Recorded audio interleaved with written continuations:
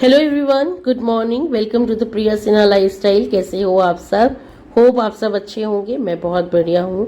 और आपने शायद पहले ही थंबनेल आज के ब्लॉग का देख लिया है, लेकिन आज के ब्लॉग शुरू करने से पहले, आज का ब्लॉग शुरू करने से पहले मैं थोड़ा सा अपने बारे में आपको बता देती हूँ। जो मेरे नए सब्सक्राइबर्स हैं या जो मुझे नए दर्शक हैं जो देख रहे हैं, मेरा नाम प्रिया सिन्हा है और मैं एक वर्किंग वूमेन हूँ।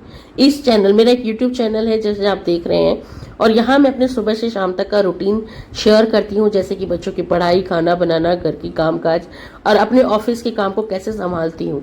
ये सारी चीज़ें मैं आपके साथ शेयर करती हूँ और कभी कभी अपनी लाइफ से जुड़ी चीज़ें भी आपके साथ शेयर करती हूँ। मेरा मानना है, चलिए ब्लॉग की शुरुआत करते हैं गाइस। और मेरा मानना है कि कुछ रिश्ते जो लाइफ में होते हैं वो कुदरती होते हैं, बिना शर्त के प्यार से भरे होते हैं। और जैसे कि हमारे हमारे माता पिता के साथ, बच्चों का माता पिता के साथ, कहते हैं माँ चाहे कितना ही डांटे, कितना ही वो करे, गुस्सा करे, फिर भी बच्चा रो के आप माँ के पास ही आता है, माँ के पल्लू से ही आंसू पोंछता है और शांत भी उसी के गले लगकर होता है। तो ये तो है अनकंडीशनल लव। और कुदरती भगवान ने ही इस तरीके का नेचर या रिश्ता बना के भेजा है कि सुकून जो है बच्चे को माँ की गोद में ही मिलता है। लेकिन कुछ रिश्ते हम खुद बनाते हैं, जैसे शादी का, दोस्ती का, ससुराल के रिश्ते, और फिर इन रिश्तों को निभाने के लिए बहुत मेहनत करते हैं और बहुत समझदारी लगती है, बहुत समर्पण रखता है, शायद पूरी ज़िंदगी लगा देते हैं इस रिश्ते को निभाए रखने के लिए। कई पर क्या हो कि आपकी सारी कोशिशों के बावजूद भी आपको कुछ भी ना मिले। और मेरे ख्याल से जितनी भी फीमेल्स है, वैसे ये क्वेश्चन मेरा कोई जेंडर बेस्ड नहीं है, यहाँ पर कोई भी हो सकता है, कोई मेल, कोई फीमेल, कोई बच्चा, कोई आदमी, कोई औरत, कोई बूढ़ा, कोई भी हो सकता है। ये जेंडर बेस्ड नहीं है क्वेश्चन। लेकिन फिर भी मेरा मानना है कि इंडियन कल्चर में जो है कि लड़की शादी होकर लड़के के घर आती है तो बहुत सारे एडजस्टमेंट और नए रिश्तों को उसे अपनाना होता है, और उसे अपनाने के लिए वो अपनी पूरी लाइफ लगा देती है। तो कहीं ना कहीं एक लड़की को बहुत सेक्रीफाइसेस करने पड़ते हैं। बाकी रिश्तों में ये कोशिशें हर रिश्ते में लगती है, तो इस बात से रिलेट हर कोई कर सकता है और अपने रिश्तों को बनाए रखने के लिए बहुत कुछ किया जाता है। लेकिन बदले में हमें कोई सराहना या सम्मान नहीं मिलता। ये मैं बात सब समझते हैं कि हम लोग कितना करें, लेकिन अगर क्या हो हमारे करने के बाद भी कोई रिस्पेक्ट हमें ना मिले। और अगर मैं अपना पर्सनल एक्सपीरियंस आपके साथ शेयर करूँगा, मैं हमेशा हर लाइफ से जुड़ी जो भी बातें करती हूँ वो हमेशा पर्सनल एक्सपीरियंस बेस्ड होती हैं। तो जो मुझे लगता है, मैं कोई बहुत प्रो नहीं हूँ इन सब चीज़ों में, बस अपनी ज़िंदगी में मैंने बहुत कुछ देखा है मुझे लगता है। लेकिन वो उस बेस पर जो भी बात मैं आपसे करती हूँ, मैं अपनी पर्सनल एक्सपीरियंस से जुड़ी हुई करती हूँ। बहुत सारे लोग ऑफेंड हो जाते हैं, बहुत सारे लोग कहते हैं अच्छा ये अपने ससुराल की बुराई कर रही है, अच्छा अपने मायके, तो ये ना यहाँ पर ना बात ससुराल की हो रही है ना मायके की हो रही है, यह बात उन जुड़े रिश्तों से हो रही है जहाँ पर आपको मान सम्मान नहीं मिलता। अब वो रिश्ता कोई भी हो सकता है, किसी का भी हो सकता है। तो ये सिर्फ एक मेरी कहानी नहीं है, इंडियन कल्चर में या इंडियन फैमिलीज़ में ये हर औरत की कहानी होगी। और हर दूसरे घर की औरत जो है वो अपने आप को इस मेरी बात से रिलेट कर पाएगी। अगर आप मेरी बात से रिलेट कर पा रहे हो तो प्लीज़ मुझे सपोर्ट करना, लाइक करना, शेयर करना चैनल को। एंड आज मैं आपके साथ शेयर करती हूँ क्या होता है पर्सनल एक्सपीरियंस से, मैं क्यों शेयर कर रही हूँ, ऐसा मुझे क्यों लगा कि अपनी वैल्यू करनी चाहिए और क्यों करनी चाहिए, क्यों अपने आप को पहले प्रायोरिटी पे रखना चाहिए, बाद में किसी और को प्रायोरिटी पे देनी चाहिए। तो ऐसा क्यों लगा मुझे गाइस, मैं बहुत छोटी थी, when I was 15-16 years old. मैंने बहुत कुछ लाइफ में देखा है। तो मैं कह लो कि मेरी टीन एज ही थी। एंड मेरी मदर जो थी वो पैरालाइज हो गई थी, और कोई ऐसी थोड़ी बहुत पैरालाइज नहीं, one side paralyse, proper paralyse, जिसकी वजह से वो बेड पर आ गए थे, तो पूरा वॉशरूम भी वो बेड पर ही करते थे।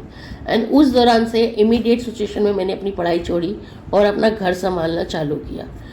बहुत पहले ही मैंने अपनी जिम्मेदारियों का एहसास कर लिया।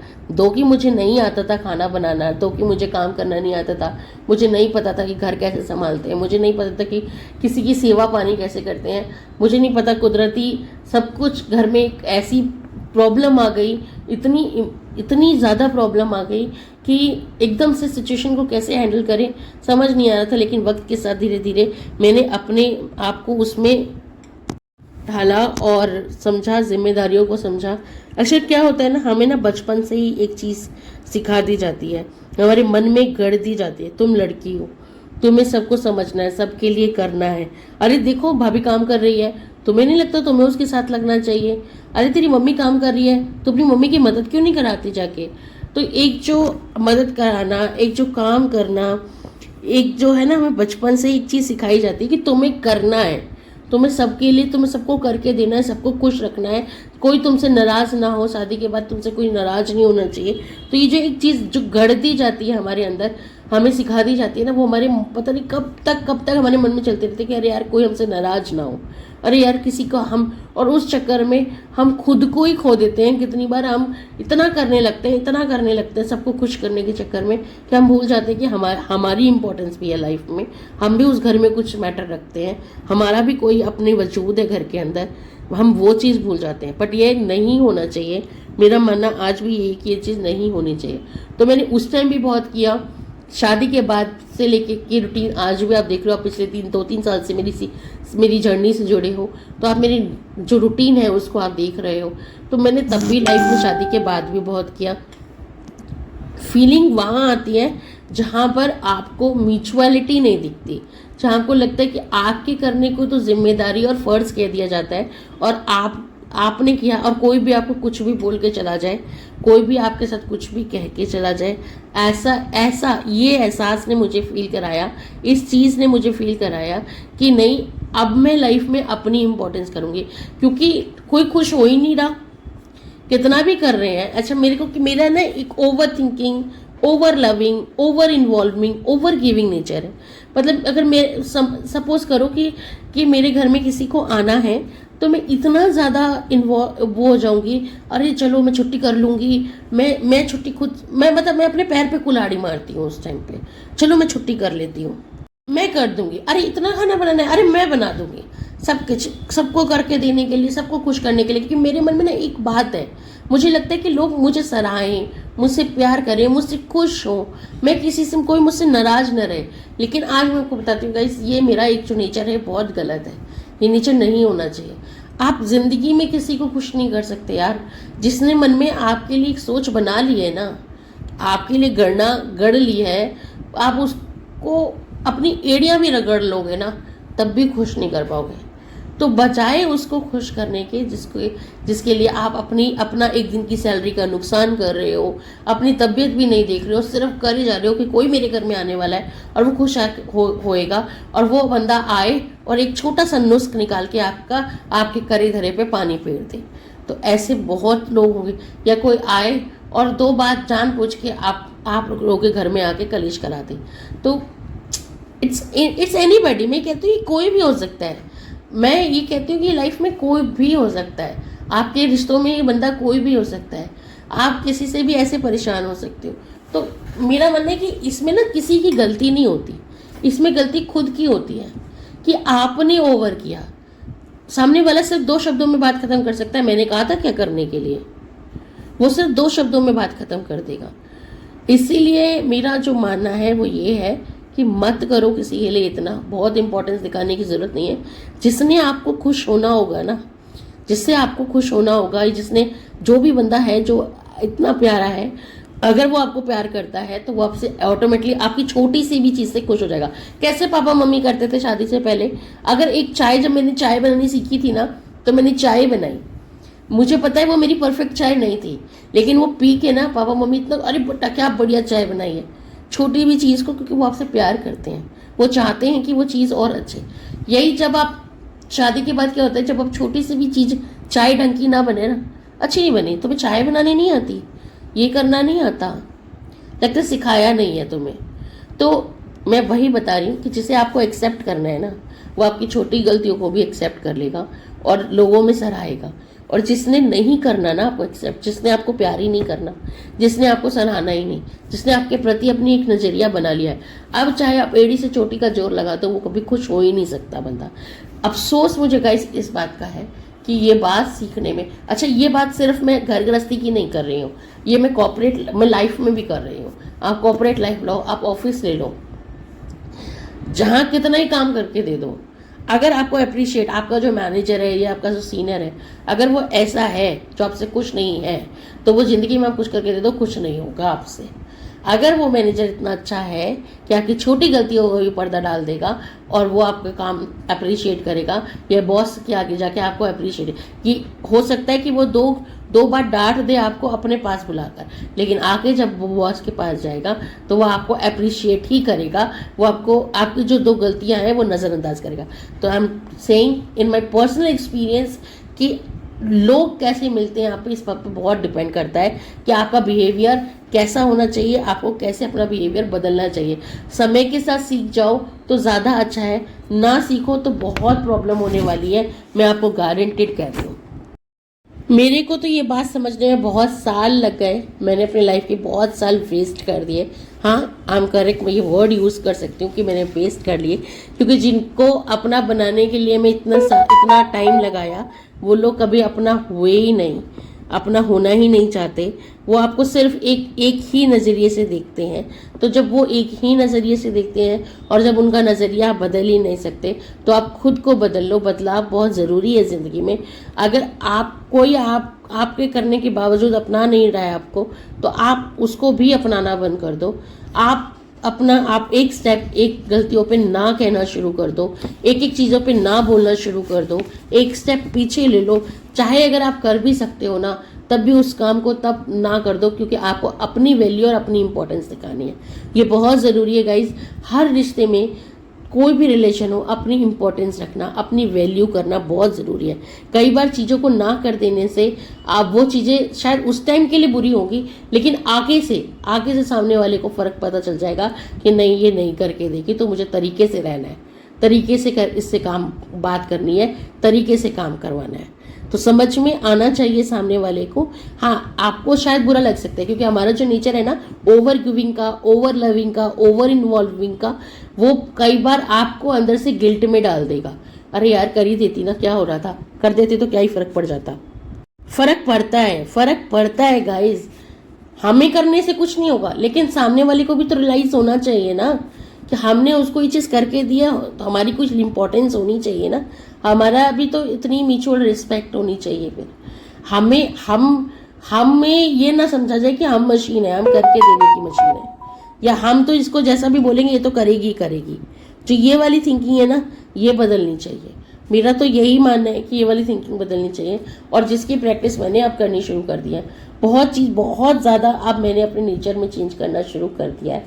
हाँ, शायद किसी सबको दिखता भी होगा या लगता भी होगा, तो लगना चाहिए, क्योंकि हाँ, पर ये चीज़ जितनी जल्दी आप शुरुआत में कर लो उतना अच्छा है।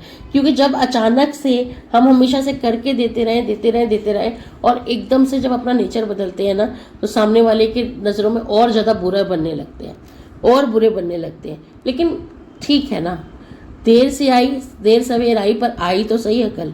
अब करना है, अब ये सोचना है कि नहीं, पहली इंपॉर्टेंस आपकी है, आप पहले इंपॉर्टेंट हो खुद के लिए, फिर दूसरों के लिए। अगर आप खुद की इज्जत नहीं करते ना, तो कोई आपकी इज्जत नहीं करेगा।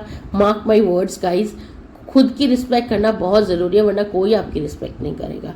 तो चाहे वो रिस्पेक्ट आपको कैसे भी कमानी पड़े, आप कमाओ और लोगों को बताओ कि यस यू आर। अपनी फैमिली मेम्बर्स को बताओ कि आप सिर्फ एक रिस्पॉन्सिबल पर्सन नहीं हो, एक जिम्मेदार इंसान नहीं हो, घर के अंदर जिम्मेदारी के साथ साथ, या कोई वो कूड़ा नहीं हो या काम वाली नहीं हो जिसे करवा के काम और कोने में बैठा दिया जाए।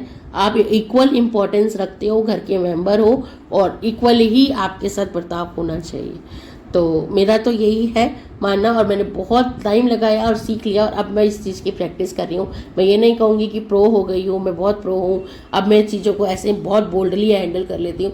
नहीं, जिसका नेचर ऐसा होता है ना, वो इतनी जल्दी नहीं बदल पाता। लेकिन अगर धीरे धीरे कोशिश करें तो प्रैक्टिस करने की, मैं इसका मतलब ये नहीं है कि आप मेरी बातें सुन के इतने इन्फ्लुएंस हो जाओ कि आज ही जाके सब चीज़ों को नो कर दो। नहीं करना मुझे, मैं नहीं करके दे रही। गाइस देखो, अपनी इंपॉर्टेंस बनाना और बदतमीज होने में फ़र्क होता है, मानना इस बात को। बदतमीजी एक साइड है और अपनी रिस्पेक्ट करवाना अलग साइड है। जब अगर आपको पता है कि सामने वाला मेंबर ऐसा है जिसका वो जो है वो नेचर में नहीं बदलेगा, उसका नेचर जिंदगी भर नहीं बदल सकता, तो आप क्या करोगे? आप क्या उसको छोड़ दोगे? क्या आप एक ही दिन में, एक ही रात में उसको करके देना बंद कर दोगे, या बिल्कुल डिसाइड कर दोगे? नहीं नहीं, आप सब कुछ फिर भी करना। रिस्पेक्ट एक होता है ना, हमारे माँ बाप ने सिखाया है कि हमेशा बड़ों की रिस्पेक्ट करो, दूसरों की रिस्पेक्ट करो, हमेशा उसको इक्वल रिस्पेक्ट दो। आपको रिस्पेक्ट लेनी है, गंवानी नहीं है, तो आप करके तो दो, करके सब कुछ करो उसके लिए। लेकिन जो अपना एक ओवर इन्वॉल्विंग नेचर है ना, ओवर गिविंग है, ओवर करना सबके लिए, वो बस बंद कर दो। जहां पर आपको लगे कि ये मेरी बाउंड्री से बाहर जाकर हो रहा है काम, वहां पर बंद कर दीजिए कि भाई ये मैं नहीं कर पाऊंगी, इतना काम मेरे से नहीं होगा, ये बाउंड्रीज है मेरी, ये मैं नहीं कर सकती।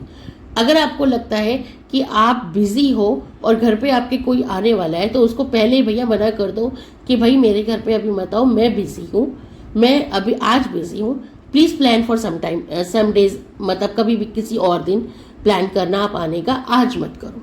एक बाउंड्री क्रिएट करो, एक छोटी सी थिन लाइन क्रिएट करो कि आपको बस आपने जो ये करा है ना, अपना बिगाड़ा है अपने हाथों सब कुछ, कि सबको अच्छा आप आ रहे हो, आ जाओ मैं करके दे दूंगी, आ जाओ मैं कर देती हूँ, ये दैट नेचर बस चेंज कर लो। कि अगर आपको अपनी इंपॉर्टेंस बनानी है, कि पहले से पहले हाजिरी मत लगाओ। अपने पैरों पे बहुत मैंने कुल्हाड़ियाँ मारी हैं, तो मैं अब नहीं करती वो चीज़। तो मैं आपसे कहूँगी आप भी अपने पैरों पे कुल्हाड़ी मारना ज़रा बंद कर दो। पहले अगर तबीयत खराब है, घर पे कोई आने वाला है, तो भाई घर वालों को पहले ही बता दो, देख लो वो आ रहे हैं बट मैं नहीं कर पाऊंगी, मेरी तबीयत ठीक नहीं है। अपनी तबीयत हो रही है खराब, हो रही है तो हो रही है, कोई आ रहा है फिर भी मर गिर के कर रहे हो, तो वो जरा जो होता है ना, मैं अपने से रिलेट कर पा रही हूँ अपनी चीज़ों से। तो मुझे लगता है कि इंडियन फैमिलीज में 80% महिलाओं का सेम ही हाल होता है, तो वो भी ऐसे ही करती हैं। बाकी कमेंट सेक्शन में बताना बातें, आप लोग कितना रिलेट कर पा रहे हो इस चीज़ से, मुझे कमेंट करके ज़रूर बताना। और क्या आपको लगता है कि जो मैंने सलाह दी है वो ठीक है, या जो मैं प्रैक्टिस कर रही हूँ वो ठीक है कि नहीं। बहुत सारी चीज़ें मेरा मानना है कि मैं ठीक कर रही हूँ, मैंने बंद नहीं किया करना। मैं अब बस अपनी इंपॉर्टेंस को मैंने ज़्यादा, अपने आप को इंपॉर्टेंस देनी ज़्यादा शुरू कर दी है। मैंने अब मर गिर के करना बंद कर दिया है। जितना मेरे से होता है मैं उतना करती हूँ, जितना नहीं होता मैं छोड़ देती हूँ, क्योंकि सब कर लेंगे। आप जिस दिन दुनिया में नहीं रहोगे ना, आपके बाद भी सब करेंगे। मेरी मम्मी नहीं है तो क्या हमने जीना बंद कर दिया? हम बच्चों की शादी नहीं हुई क्या? हमारे बच्चे नहीं हुए क्या? आप अपनी गृहस्थियों में नहीं बसे? सब आपको लगता है ना, आप नहीं करोगे तो कौन करेगा?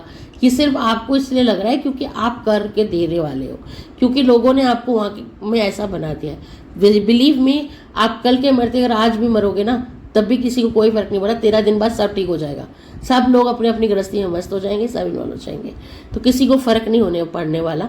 तो अपनी लाइफ को बस वैसे ही मैनेज करो जैसे आप मैनेज करना चाहते हो। किसी को इतनी भी इजाज़त मत दीजिए कि आपकी पर्सनल लाइफ में लोग घुसे। ये बात पूरी कंप्लीट करती हूँ कि बिना गिल्ट के ना कहना सीखें। अगर किसी रिश्ते में आपको इक्वल रिस्पेक्ट नहीं मिल रही है, तो इमोशनली आप इन्वॉल्व होना बंद कर दीजिए उस रिलेशनशिप में। अपने आप को उस रिलेशनशिप से थोड़ा सा अलग कर लीजिए। ओवर इन्वॉल्विंग नेचर को अपना उस बंदे से, उस व्यक्ति से, उस रिलेशनशिप से अलग कर लीजिए।